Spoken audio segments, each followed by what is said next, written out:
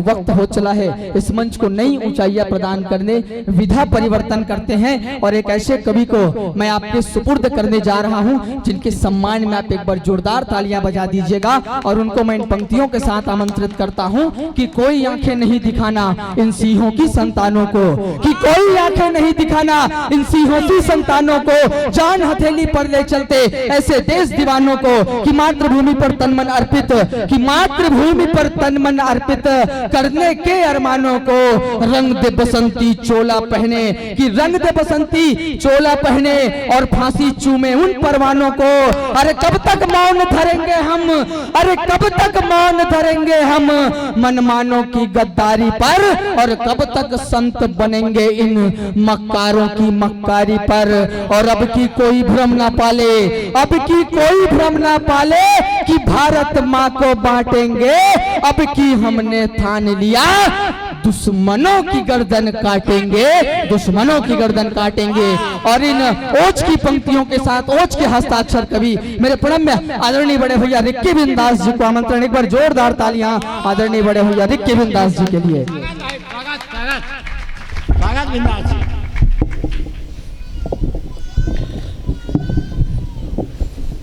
किसका बच्चा रो रहा है, शांत करा लीजिए। मानते हैं देश का भविष्य है, पर हमारा वर्तमान चौपट हो जाएगा। जिनकी भी पांडुलिपि है, माँ सरस्वती को प्रणाम करता हूँ। ठीक ठीक ठीक ठीक भाई, ठीक भाई आकाश ने मुझे उठाया, भगवान आपको सही सलामत रखे, गलत मत समझो, भगवान आपको सही सलामत रखे, ये बोल रहे हैं। और जितने भी माँ सरस्वती को प्रणाम करता हूँ, जितने भी मंच पे कोट पहन के कोटवार बैठे हैं उन सबको प्रणाम करता हूँ। आप सभी जमीन पर बैठे जमींदारों को विशेष प्रणाम करता हूँ। बहुत बढ़िया। चलो आप चलो पढ़ने दो। बोल दो,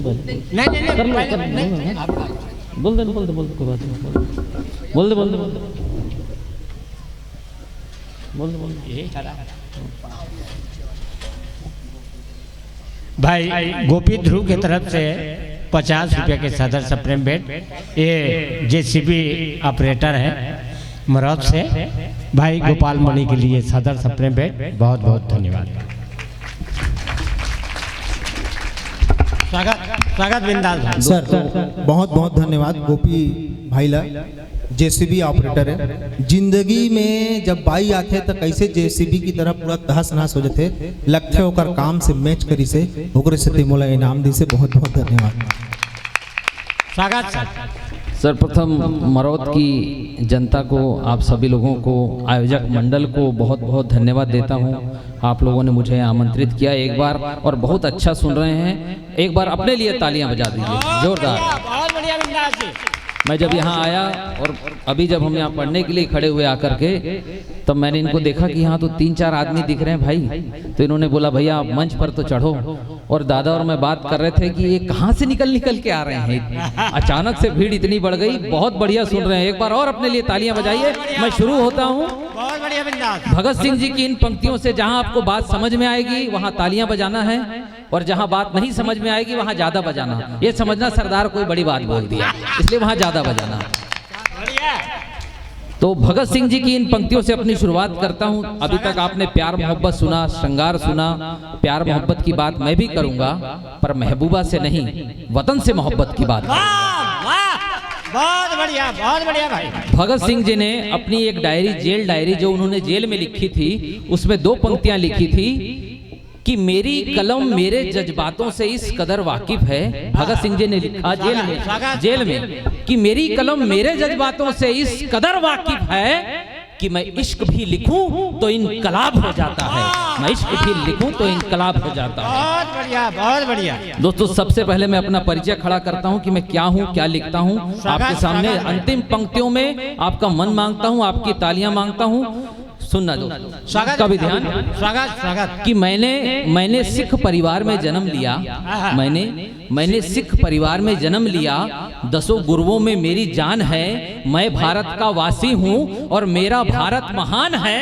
मुश्किल हुई कोई खड़ी तो, अगर जरूरत आन पड़ी तो, अपने लहू का कतरा कतरा देश को दान भी दे दूंगा मैं। मेरे देश के ऊपर अगर डाली किसी ने बुरी नजर, तरकश से निकाल कर तीर, तुरंत तुम्हारी जान भी ले लूंगा मैं। ये दिल दीवाना है देश का और ये देशभक्ति समुंदर से गहरी है। जात पात धर्म कर्म सब बाद में, मेरे लिए तो सुन लो राष्ट्र सर्वोपरि है, मेरे लिए तो सुन लो राष्ट्र सर्वोपरि है। एक बार जोरदार नारा लगा, भारत माता की जय। पता लगना चाहिए रायपुर तक कि मरौद में कभी सम्मेलन हो रहा है। बहुत अच्छा सुनते हैं दोस्तों, आप लोग बहुत बढ़िया सुन रहे हैं और बहुत आनंद आ रहा है। मैं जल्दी 10-15 मिनट में हूँ, हमको दादा भारती तक पहुँचना है। हास्य के, छत्तीसगढ़ी हास्य के आज अगर कोई नाम सर्वश्रेष्ठ लिया जाता है छत्तीसगढ़ में तो दादा कृष्णा भारती के। एक बार के लिए जोरदार तालियां बजा दीजिए। रात भर का बेचारे सफर करके यहाँ तक आपके पास पहुंचे हैं, फिर कल सुबह सफर करके इनको दूर कहीं जाना है। तो दादा मैं शुरू होता हूँ। स्वागत। वो आज जो देश का हाल है दोस्तों, 4 पंक्तियां आपके सामने रखता हूं जो देश का हाल चल रहा है कि वो जमी पावन है, पवित्र है, जहां बहती गंगा हो। वो जमी पावन है, पवित्र है, जहां बहती गंगा हो। और मैं बस चाहता हूं इतना, ऐसे देश में ना कभी दंगा हो, पर वक्त आने पर ये जान भी कुर्बान है वतन पर। बस लाश आए जब घर पर, मेरा कफन तिरंगा हो, मेरा कफन तिरंगा हो, मेरा कफन तिरंगा हो। बहुत बढ़िया भाई, बहुत बढ़िया। कुछ समय पहले जेएनयू से एक बयान आया, वो बयान को मैं रिपीट नहीं करना चाहता कि क्या बयान आया। समय समय पर ऐसे उल जलूल बयान देश के खिलाफ दिल्ली जेएनयू से यहाँ आते रहते हैं। तो मैं उनके लिए 4 पंक्तियां लिखता हूँ और चौथी पंक्ति आपको लगे कि मैंने सही जवाब दिया है उन लोगों को जो देश के खिलाफ उल जलूल बयान देते हैं, तो चौथी पंक्तियों पर फिर मेरे को तालियां दीजिएगा अगर मैं जवाब सही दूं तो। कि सौदा करके धरती माँ का, सौदा करके धरती माँ का बन वफादार बैठे हैं। सौदा कन्हैया कुमार जैसे लोग कि सौदा करके धरती माँ का बन वफादार बैठे हैं। वतन के टुकड़े करने को कई तैयार बैठे हैं और सरहदों पे तो निपट लेंगे सीना तान के सैनिक, पर देश के भीतर भी कई गद्दार बैठे हैं, देश के भीतर भी कई गद्दार बैठे हैं। बहुत सुंदर लाइन, बहुत सुंदर लाइन। हमारे देश को आजाद कराने के लिए दोस्तों 7,32,000 लोगों ने अपने प्राणों की आहुति दे दी, तब जाकर आज हम खुली हवा में सांस ले पा रहे हैं। 7,32,000 ऑन रिकॉर्ड हैं और जो गिनती में नहीं है उनकी कोई गिनती नहीं कि कितने थे। 7,32,000। मैं आपके सामने कुछ छंद रखता हूँ और एक एक छंद आपके बीच में रखता हूँ, बताइएगा। कि प्रणाम माता भारती को सजी हुई आरती को, कि प्रणाम माता भारती को सजी हुई आरती को, चंद्रशेखर आजाद की तीखी बोली को प्रणाम है। और उधम सिंह ने जो जाकर लंदन में उतारी डायर के सीने में उस गोली को प्रणाम है। और वीरों ने जो खारों से चमकती हुई तलवारों से, अब बताना कि वीरों ने जो खारों से चमकती हुई तलवारों से खेली थी उस खूनी होली को प्रणाम है। और देश के लिए हंसते हंसते चढ़ी फांसी, ऐसे रंग दे बसंती टोली को प्रणाम है, रंग दे बसंती टोली को प्रणाम है। और हमारी माँ बहनें यहाँ बैठी है, एक छंद आप लोगों के लिए। क्या है, आप लोग अपनी शक्ति पहचानिए। कि अपनी शुद्ध बुद्ध से जो युद्ध को विजय किया, ऐसे महाराणा प्रताप की कहानी को प्रणाम है। कि अपनी शुद्ध बुद्ध से जो युद्ध को विजय किया, ऐसे महाराणा प्रताप की कहानी को प्रणाम है। और सैकड़ों गोरों से लड़ने वाली वो अकेली, ऐसी रानी लक्ष्मीबाई मर्दानी को प्रणाम है। रानी लक्ष्मीबाई मर्दानी को प्रणाम है। बहुत बढ़िया भाई। और सुनिएगा कि झांसी के महल में, अब रानी लक्ष्मीबाई का नाम आया, एक छंद और पढ़ता हूं उनके लिए। कि झांसी के महल में संकट विनाश के घनाघोर छोर वाले बादल जो छाए थे। कि झांसी के महल में संकट विनाश के घनाघोर छोर वाले बादल जो छाए थे। और रानी लक्ष्मीबाई ने आभूषणों को त्याग दिया, राज्य को बचाने हेतु शस्त्र उठाए थे। और देश की स्थिति देख, अपनों की क्षति देख, सबसे कम उम्र में शहीद होने वाले क्रांतिकारी का नाम ले रहा हूं कि देश की स्थिति देख, अपनों की क्षति देख। तीन उस बालक में बड़ा आक्रोश था और उम्र नहीं देखी और चढ़ गया फांसी पर वीर बलिदानी, वो खुद ही राम बोस था। वाह वाह, बहुत बढ़िया। और आजादी को लाने हेतु, सोई हुई जवानी को जगाने हेतु, कि आजादी को लाने हेतु, सोई हुई जवानी को जगाने हेतु रंग दे बसंती चोला गाने यह गाया था। और देश से बड़ा तो कोई धर्म नहीं होता यहाँ, चढ़ के फांसी भगत सिंह ने बताया था। वाह भाई, बहुत सुंदर। दोस्तों, मैं एक बात आप लोगों से आज यहाँ करना चाहता हूँ कि मैं ये बात मानता हूँ कि आज़ादी की लड़ाई में गांधी जी का योगदान था। भाई ये माइक थोड़ा थोड़ा करंट मार रहे हैं कि मेरी बोलने से करंट थोड़ी आ गया इसके। वही है भैया, वही है। तो आज़ादी की लड़ाई में गांधी जी का योगदान था, बहुत बड़ा योगदान था, यह भी बात मानता हूँ। पर मैं ये बात बिल्कुल नहीं मानता कि केवल उन्हीं का योगदान था। बहुत बढ़िया। आप बताइए कि क्या एक परिवार से देश आजाद हुआ है? अगर जो लोग ये बात मानते हैं कि खाली गांधी, मैं गांधी जी का पूरा सम्मान करता हूं, ये बात मानता हूं, देख भाई, और ये भी बात मानता हूं कि आजादी की लड़ाई में उनका पूरा योगदान था, पर ये बात बिल्कुल नहीं मानता कि केवल उन्हीं का योगदान था। और जो लोग ये बात मानते हैं ना, उनके सामने एक प्रश्न खड़ा करता हूं, मेरे प्रश्न का जवाब देना। जो लोग ये बात मानते हैं कि केवल गांधी जी की वजह से आजादी आई, सुनिएगा कि नेताजी सुभाष भगत चंद्रशेखर आजाद के, कि नेताजी सुभाष भगत चंद्रशेखर आजाद के देश में करोड़ों युवा मुरीद कैसे हो गए, कि नेताजी सुभाष भगत चंद्रशेखर आजाद के देश में करोड़ों युवा मुरीद कैसे हो गए। और आजादी आई चरखा चलाने से तो 7 लाख सेनानी शहीद कैसे हो गए।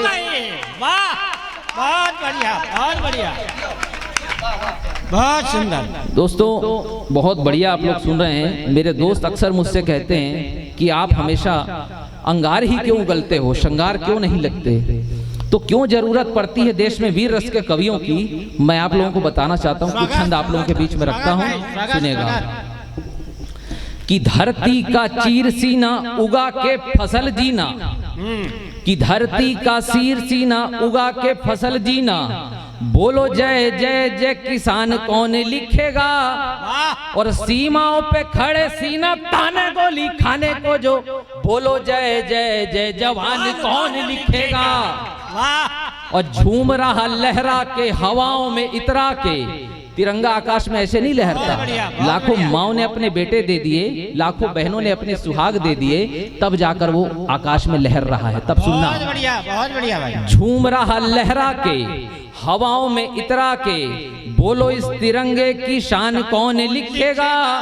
और लाखों नारियों के सिंदूर दूर हो गए, लाखों माओ का ममता दान कौन लिखेगा। बहुत बढ़िया।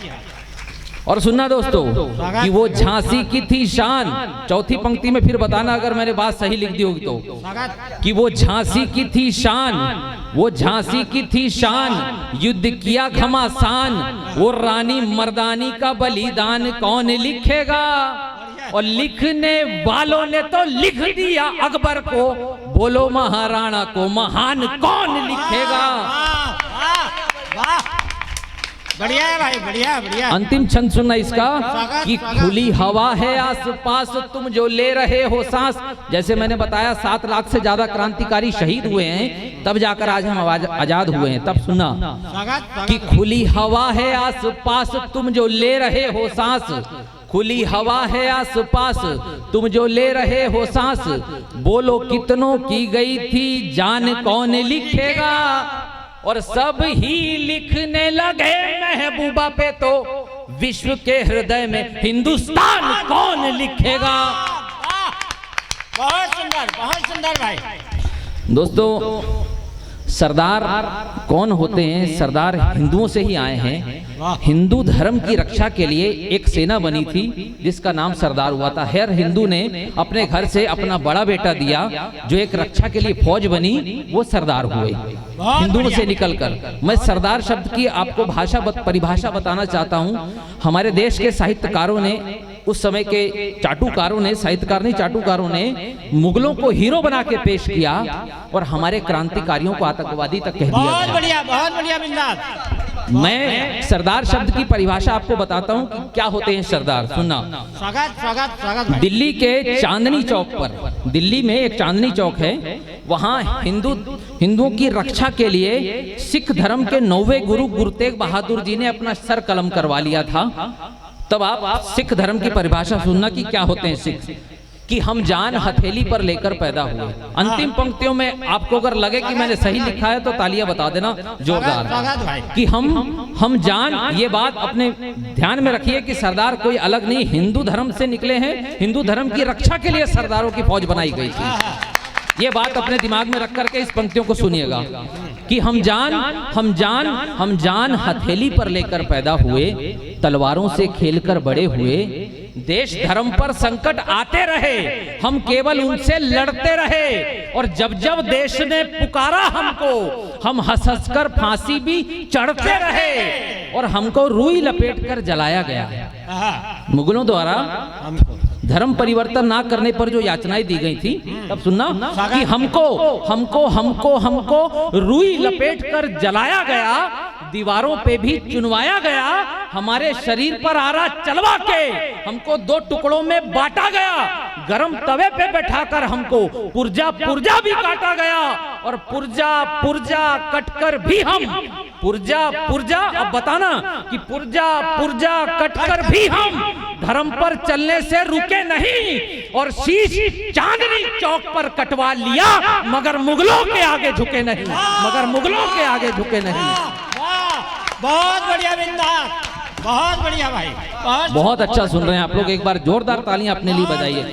मैं तो भाई लोकेश से ये बात कर रहा था कि मैं बोला यहाँ ओज सुनेंगे नहीं कि नहीं सुनेंगे लोग। बोले भैया आप सुनाओ तो सही, बिल्कुल सुनेंगे, क्यों नहीं सुनेंगे। जितना श्रृंगार को आपने प्यार दिया उससे कहीं ज्यादा ओज को प्यार दिया। मैं आपका हमेशा आभारी रहूंगा और आयोजन समिति का भी बहुत बहुत आभारी रहूंगा। बहुत बढ़िया भाई। मैं बस कुछ क्षण और आपके सामने रखता हूँ क्योंकि समय की अपनी सीमा है ना। हमारी माँ बहनें यहाँ बैठी हुई है। मैंने जैसे भी रानी लक्ष्मीबाई के बारे में कुछ बताया तो एक कविता पढ़ता हूँ, उसके बाद 2 पंक्तियाँ सेना के लिए पढ़ूंगा और अपना स्थान ले लूंगा। स्वागत। तो आप लोग ये बात जानते हैं या नहीं भी जानते होंगे कि 1857 में अगर ग्वालियर के राजा ने झांसी की रानी का साथ दिया होता तो हम लोग 1857 में ही जीत गए होते, आजाद हो गए होते। तब सुनना पंक्तियां कि नहीं दिया था साथ किसी राजा ने कभी उस रानी का। और आज जैसे देश में श्रद्धा मर्डर केस, उसके बाद लव जिहाद जैसे मामले आ रहे हैं, हमारी माँ बहनें यहाँ बैठी है, मैं उनसे पुकार करता हूँ कि आप लोग अपनी शक्ति को पहचानिए कि आप लोग क्या हैं। रानी लक्ष्मीबाई कौन थी, तब मैं आप लोग सामने रखता हूँ, सुनिएगा। कि नहीं दिया था साथ किसी राजा ने कभी उस रानी का, नहीं दिया था साथ किसी राजा ने कभी उस रानी का, और रहती दुनिया तक नाम रहेगा लक्ष्मीबाई मर्दानी का। रहती दुनिया तक नाम रहेगा लक्ष्मीबाई मर्दानी का। और वो दृश्य देखना कि घोड़े पर हो सवार,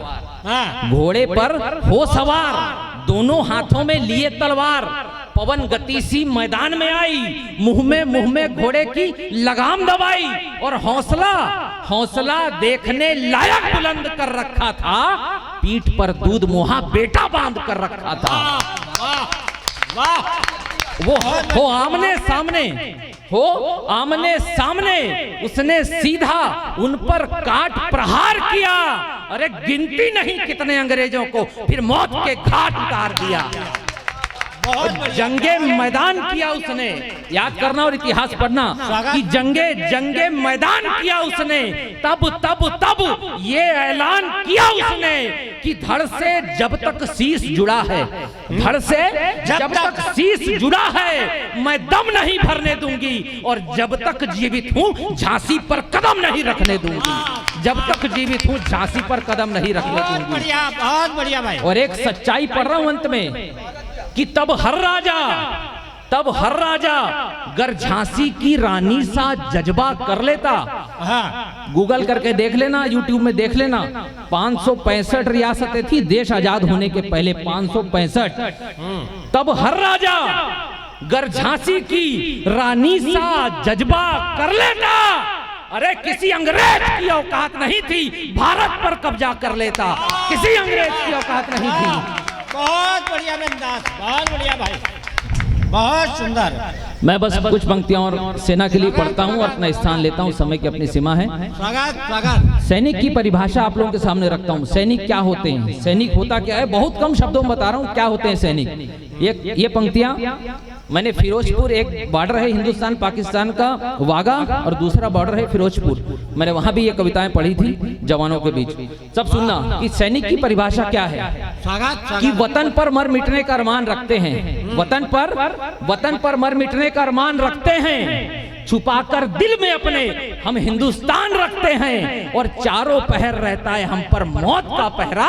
सैनिक है साहब सैनिक, हथेली पर जान रखते हैं, हथेली पर जान रखते हैं।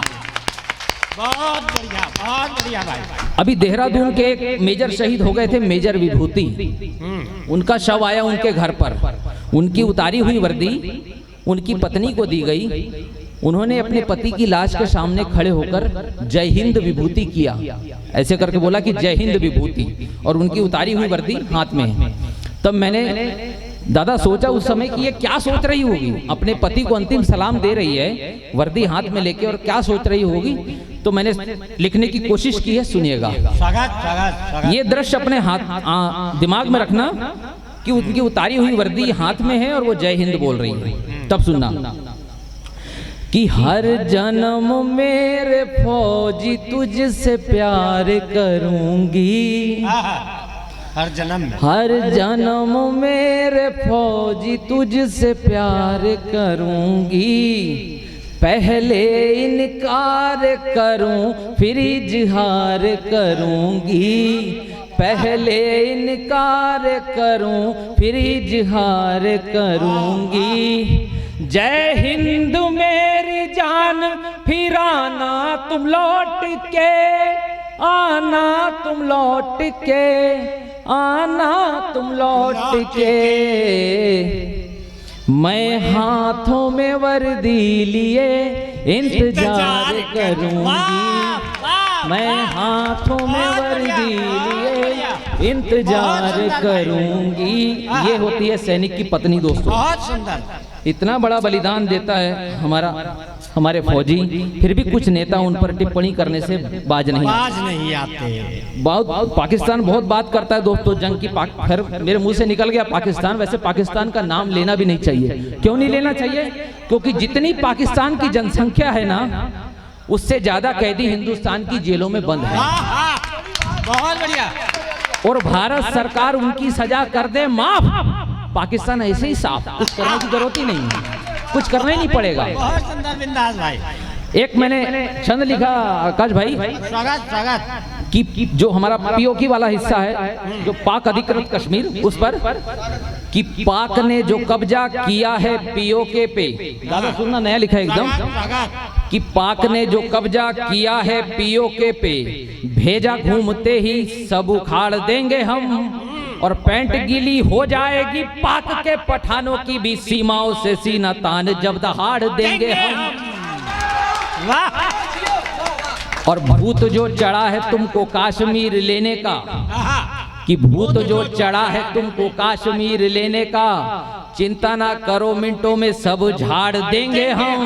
और दिल्ली छूट दे दे केवल एक दिन की, हमें तो लाहौर कराची तक तिरंगा गाड़ देंगे हम, लाहौर कराची तक तिरंगा गाड़ देंगे। भारत माता की जय। बहुत बढ़िया बिंदास, जय।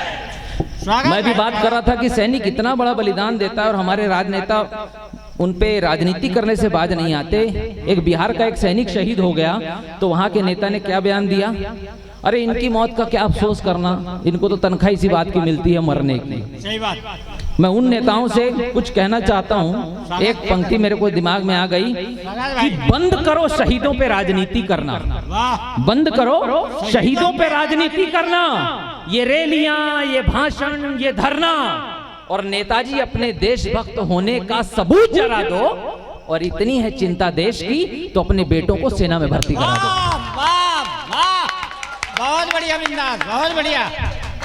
अंतिम पंक्तियां पढ़ूंगा सर्जिकल स्ट्राइक की। स्वागत जो मेरी पंक्तियां बहुत मशहूर हुई, अखबारों में छपी, यहाँ वहाँ बुलाया गया उन पंक्तियों के लिए।